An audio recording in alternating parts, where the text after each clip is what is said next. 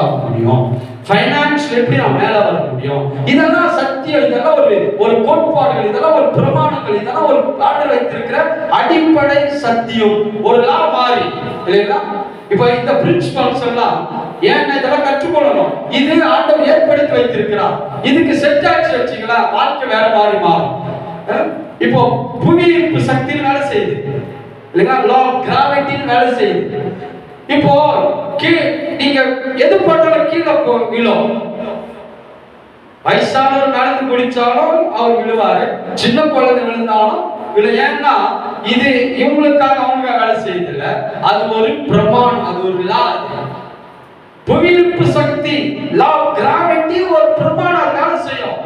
இப்போ அதை வச்சு எல்லாரும் கீழே விழுந்து சாகத்துக்காக வைக்கல, அதை வச்சு வாழ்க்கையில எல்லா காரியங்களும் செய்ய முடியும்.